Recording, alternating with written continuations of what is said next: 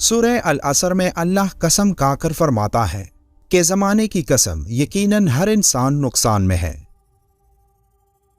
یہ کون سا نقصان ہے جس کے بارے میں اللہ نے زمانے کی قسم کھائی ہے؟ اور یہاں زمانے سے کیا مراد ہے؟ کون سے زمانے کی قسم؟ عصر اصل میں ہے کیا؟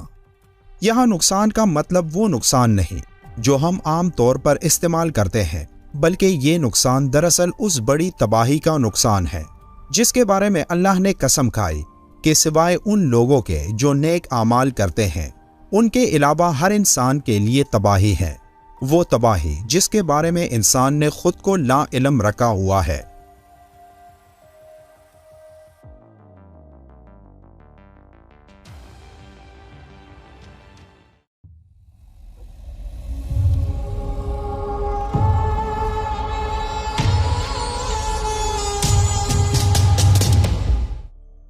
سورہ عصر قرآن مقدس کی ترتیب کے لحاظ سے 103 نمبر سورت ہے۔ یہ نام سورہ کی پہلی آیت کے لفظ العصر سے ماخوذ ہے۔ یہ سورت جامع اور مختصر کلام کا بے مثال نمونہ ہے۔ اس کے اندر چند الفاظ میں معنی کی ایک دنیا بھر دی گئی ہے۔ اس میں بالکل دو ٹوک طریقے سے بتا دیا گیا ہے کہ انسان کی فلاح کا راستہ کون سا ہے اور اس کی تباہی اور بربادی کا راستہ کون سا۔ امام شافعی نے بہت صحیح کہا ہے کہ اگر لوگ اس صورت پر غور کریں تو یہی ان کی ہدایت کے لیے کافی ہے۔ اس صورت میں اللہ عصر کی قسم کھا کر فرما رہا ہے۔ عصر کے معنی زمانے کے ہیں، یعنی لفظ عصر میں زمانے یا وقت کے گزرنے اور اس کی تیز روی کی طرف اشارہ ہے۔ بعض مفسرین نے والعصر سے مراد نماز عصر کا وقت یعنی زمانہ بھی لیا ہے کہ یہاں پر اللہ تعالیٰ نے عصر کی نماز کی وقت کی قسم یاد فرمائی ہے، اس لیے کہ یہ نماز درمیانی نماز ہے۔ حدیث شریف میں آیا ہے کہ نماز عصر کی فکر کرو کیونکہ یہ بڑی خطرے والی نماز ہے۔ خطرے والی نماز سے مراد یہی ہے کہ یہ دن کی درمیانی نماز ہے، اس لیے اس کے چھوٹنے یا قضا ہونے کا خطرہ زیادہ ہوتا ہے۔ عام طور سے عصر کے وقت لوگ اپنے کاموں، تجارت، نوکری یا دیگر مصروفیات میں گم ہوتے ہیں، اس لیے یہاں بعض مفسرین نے یہ معنی لیا ہے کہ والعصر فرما کر اللہ تعالیٰ عصر کی نماز کے وقت کی قسم یاد فرما رہا ہے تاکہ اس نماز کی اہمیت کو واضح کر دیا جائے۔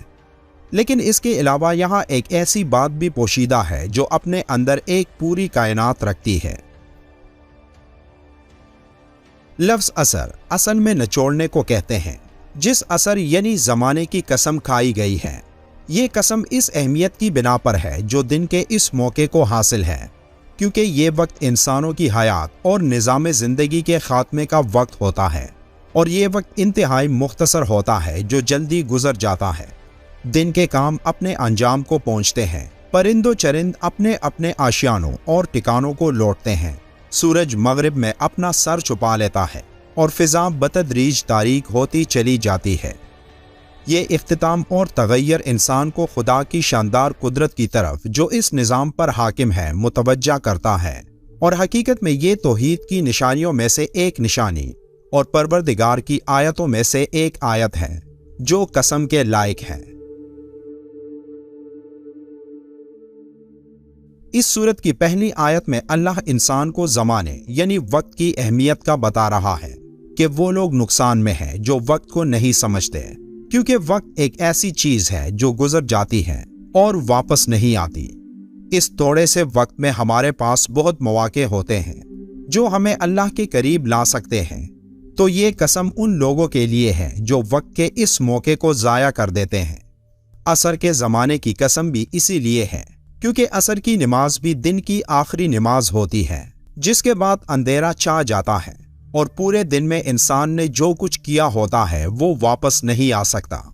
اس کی مثال ایسی ہے جیسے کوئی برف کے ٹکڑے فروخت کرتا ہے جو دن کی روشنی میں تیزی سے پگھلتی ہے، اس لیے اس شخص کی کوشش ہوتی ہے کہ جلد سے جلد اس تمام برف کو فروخت کر کے زیادہ سے زیادہ منافع کمائے، کیونکہ اگر وہ برف فروخت کیے بغیر پگھل گئی تو اس کے پورے دن کی محنت ضائع ہو جائے گی، یعنی عمر کی جو مدت انسان کو دی گئی ہے وہ برف کے گلنے کی طرح تیزی سے گزر رہی ہے۔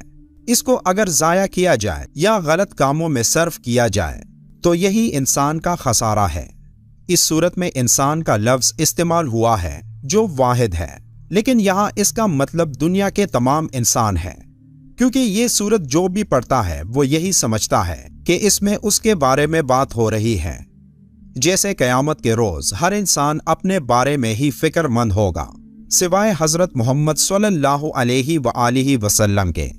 انسان خسارے سے الگ نہیں ہو سکتا، کیونکہ خسارے کے معنی ہے اصل مال کا ضائع ہو جانا، اور انسان کا اصل مال اس کی عمر ہے، اور وہ بہت کم اپنی عمر کے ضائع ہونے سے بچ سکتا ہے، کیونکہ انسان کے اوپر جو وقت بھی گزر رہا ہے اس سے اگر وہ گناہوں میں مصروف رہے تو اس کے نقصان میں کوئی شک نہیں۔ سورہ العصر کی اس آیت میں یہ وارننگ دی گئی ہے کہ ہر انسان اصل میں خسارے اور نقصان میں مبتلا ہے سوائے مومنین اور صالحین کے۔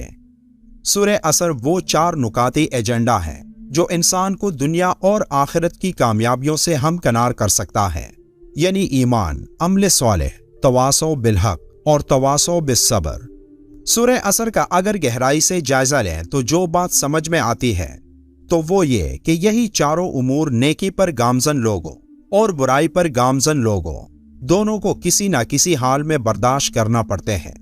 مثلا ایک چور اگر چوری کرتا ہے تو سب سے پہلے اس کا دل اسے یہ یقین دلاتا ہے کہ یہ کام منافع بخش ہے، اسے کر دو تو مفت میں امیر ہو جاؤ گے، گویا وہ اس پر ایمان لاتا ہے۔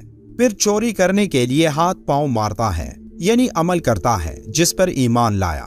پھر جب وہ چوری کرنے میں کامیاب ہو جاتا ہے تو اپنے جیسے لوگ ڈھونڈتا ہے، ان کو اس کام کی طرف مائل کرنے کے لیے دلائل دیتا ہے، یعنی تواصو بالحق کی شک پر عمل درآمد کرتا ہے۔ پھر اگر وہ چوری کا پیشہ اپنا لیتا ہے تو ظاہر ہے کبھی نہ کبھی تو پکڑے بھی جانا ہوگا، تو نتیجتاً جو مار اسے کھانی پڑتی ہے اس پر صبر بھی کرتا ہے۔ تو گویا ایک چور کو بھی ان چاروں مراحل سے گزرنا پڑتا ہے۔ تو کیوں نہ انسان حق کا راستہ اپنائے، انبیاء کے طریقے پر چلیں، تاکہ کامیابی اس کا مقدر بنے، اور تاکہ زندگی کے اس کاروبار میں جس کا اصل سرمایہ وقت ہے، اس سے قیمتی چیز کوئی اور ہے ہی نہیں، اس کی قدر کریں، سمجھیں اور اس کو مفید کاموں میں لگائیں۔ سورہ عصر کا یہی پیغام ہے جس پر غور کر کے انسان کامیاب ہو سکتا ہے۔ ویڈیو کے آخر میں ایک بار درود شریف پڑھنا مت بھولیے گا۔ ملتے ہیں ایک اور معلوماتی ویڈیو میں، تب تک کے لیے اللہ حافظ۔